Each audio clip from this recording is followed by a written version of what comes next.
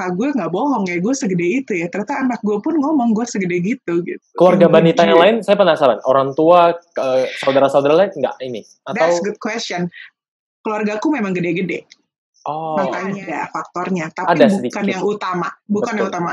Tapi kebiasaan yang diajarin turun-temurun itulah yang jadi keturunan.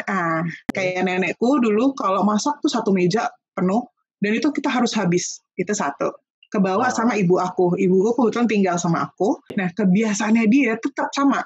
Masakan tuh harus banyak, which is di rumah kita cuma bertiga, berempat, siapa yang mau makan gitu, tapi kan akhirnya aku yang makan kan. Kalau dulu jadi kita makan semua bareng, nggak dimakan nggak enak. Nah, kalau sekarang aku yang handle, mestinya udahlah mama ikut, jadi sekarang mamaku juga ikut pola makan yang aku ajarin pelan-pelan gitu. Sebenarnya dari keluarga juga sudah istilahnya over size-nya, setelah itu kebiasaannya itu akhirnya kebawa ke Mbak Nita.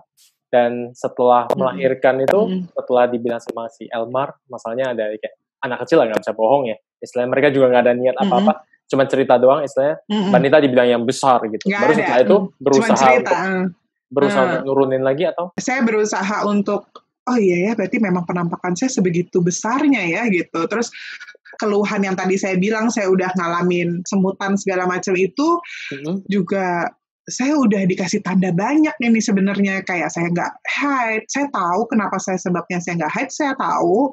Lalu 4 saya tahun juga haid itu dari kelahiran yang Elmar dari itu ya? Dari kelahiran dia sampai dia umur 4 tahun ya, sampai dia kurang lebih 4 tahun. Nah, Oke. Asli. Itu total saya nggak haid sama sekali, bener-bener. Terus kakak saya bilang saya udah segede pintu. Terus anak saya sendiri bercerita ke temennya, ibunya yang segede gini gitu. Ya kayaknya saya harus benar-benar berusaha jadi orang lebih baik deh gitu. Terus ya ada akhirnya ya itu, saya mulai jalan, tapi saya ngelakuin yang saya sanggup aja dulu ya. Makan saya nggak bisa lah. Saya merasa waktu pertama kali saya nggak bisa ngatur. Yang bisa saya atur pertama, saya bisa beraktivitas dulu lah. Itu saya melakukan jalan pagi dan lain-lain. Nah, kesininya memang kita harus belajar terus, cari tahu supaya kita nggak ego, menargetkan diri, 1 bulan saya turun 6 kilo ya. Saya gimana, itulah dok. Jadi perjalanan itu benar-benar saya pelan-pelan. Yang sekarang tuh saya benar-benar ngerasain tuh memang hati kita tuh harus ikut berjalan gitu, bukan cuma fisiknya. Kita nggak cuma ngejar target berat badan harus segini, tapi lebih ke arah menikmati perjalanannya. Terus kita merasakan mengerti tubuhnya. Ya, merasakan tubuh kita, merasakan bahwa setiap ada perubahan kecil itu adalah berkah buat kita. Maksudnya kayak saya bisa jongkok aja happy-nya luar biasa waktu itu ketika saya bisa jongkok. Saya nggak pernah bisa jongkok seumur hidup saya loh. Kalau sekarang saya udah bisa jongkok, mau disuruh jongkok apa juga hayu gitu. Ya itu, jadi menikmati walaupun hal-hal kecil bisa jongkok itu bikin happy banget. Nggak cuma timbangan gitu. Timbangan iya bikin senang, bikin bangga. Tapi coba deh kenalin badannya lagi. Apa sih yang perlu kita asah? Apa sih yang perlu kita bangkitin lagi? Apakah kamu mau split misalnya gitu? Seumur hidup saya juga nggak bisa split, tapi sekarang saya bisa. Yang nggak pernah disangka-sangka deh, itu tuh bikin journey ini tuh lebih happy gitu loh. Lebih menyenangkan. Jadi saya juga kan saya suka capek sih kalau ditanya, sekarang BB-nya berapa mbak? Aduh, nanya. Tapi ya mungkin untuk orang yang lagi baru mau mulai, itu penting. Jadi saya tetap taruh di bio saya, BB saya sekian, karena itu mungkin buat mereka motivasi juga kali ya. Saya tetap taruh BB saya dulu berapa, sekarang berapa. Tapi sebenarnya yang mau saya share bukan cuma tentang berat badan yang berhasil saya capai, tapi perjalanan hati kita mengalami journey ini sampai saat ini, itu sih sebenarnya mau lebih saya share gitu. Saya ini udah sejam lebih sama Mbak Nita, nggak kerasa seru banget bener-bener ceritanya. Cuman gimana ya? Ya memang gitu loh ke teman-teman juga.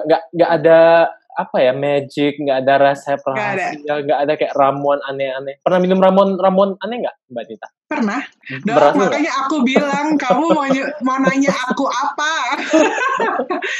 Iya.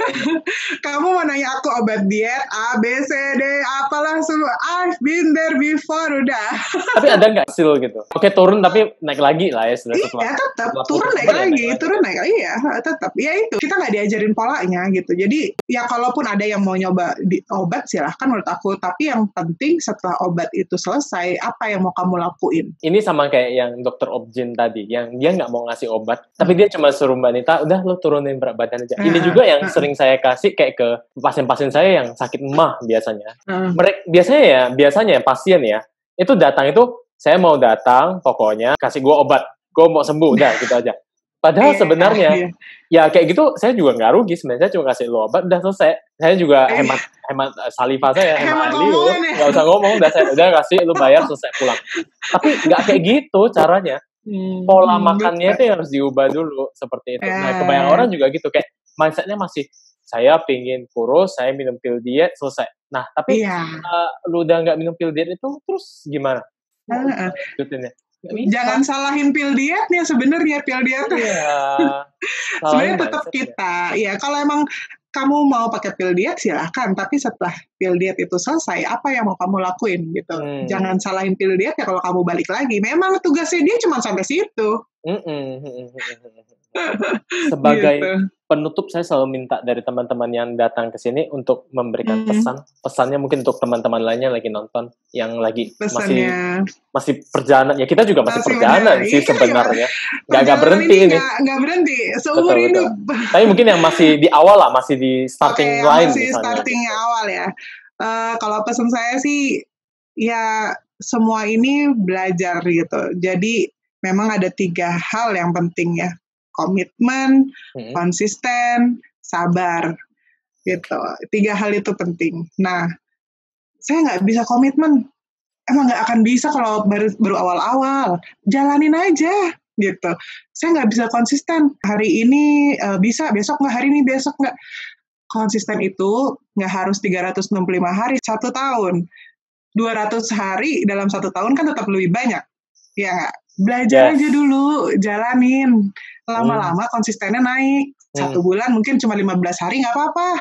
Bulan depannya 17 hari, pelan-pelan. Kerjain aja dulu, gitu. Yang penting nggak berhenti. Sabar. Nah, ini sabar nih. Saya orangnya nggak sabaran. Sama, saya juga dulu orangnya nggak sabaran. Tapi belajar, tetap kuncinya belajar. Pahamin aja ini 3, jalanin. Terus. Udah, nggak ada kuncinya, no stop. Kalau naik turun di sini, itu biasa. Yang bikin perjalanan orang lain luar biasa, dia itu nggak berhenti. Ini enak banget nih. Ih, senang banget saya. Thank you banget nih Mbak Nita nih untuk kesempatan sama-sama waktunya. Terima kasih. Banyak banget belajar juga, bukan cuma masalah ilmunya ya istilahnya, tapi juga dari motivasi dari Mbak Nita juga. Saya juga istilahnya kita berdua belum sampai finish line juga, nggak ada finish line sebenarnya. Nggak ada finish line. Kita jalan terus ini, nggak berhenti ini. Dan ya dari pernah 80 kilo ya, aku lihat ya. Saya paling berat sih 80 kilo. Saya nggak pernah yang kayak amazing sampai punya perjalanan sampai yang 100-an kilo gitu. Jadi beruntung istilahnya saya di 80 udah sadar istilahnya ya. Itu pernah saya bilang, cepetan sadar sebelum kayak saya. 160 kilo. 160 kilo saya udah nurunin berat badan satu orang dewasa ya, 54 kilo ya. Berat saya masih ada di 105, masih 3 digit juga. Padahal udah ngilangin satu orang dewasa kalau ngitung timbangan. Dan kalau teman-teman lihat, mungkin kalau misalnya ditanya, Mbak Nita berapa sekarang? 105. Masih 3 digit. Udah 2 tahun masih kurangin cuma segitu doang. Ya, bukan di berat badannya sekarang. Jangan fokus di sananya. Mbak Nita udah dapat jauh lebih banyak dari itu. Mbak Nita udah dapat kebiasaannya, udah dapat caranya. Kamu bisa nurunin 50 kilo, belum tentu kamu bisa punya kebiasaan kayak Mbak Nita juga yang bisa mempertahankannya sebenarnya. Ya, semoga deh teman-teman bisa dapat motivasi, dapat sesuatu dari apa yang udah kita obrolin. Ini cukup lama nih, ini saya bingung. Semoga bermanfaat ya, dokter. Iya, saya nggak tahu. Saya makasih banget. Pasti bermanfaat banget ini buat teman-teman semuanya. Kalau gitu, kalau yang mau follow Mbak Nita bisa di Instagramnya apa Mbak Nita? Mungkin bisa share. Instagramku healthyjourney.by.nita. Itu di Instagram, terus YouTube, TikTok? YouTube, TikTok sama YouTube apa ya? Kalau YouTube Nita Taufik kalau nggak salah. Saya taruh di link bio saya ada YouTube, ada TikTok, ada di link bio. Tinggal ke Instagram, dari Instagram langsung bisa ke YouTube, bisa ke TikTok juga ya. Oke. Terima kasih banyak untuk Mbak Nita kesempatannya. Thank you juga ya, dokter. Iya.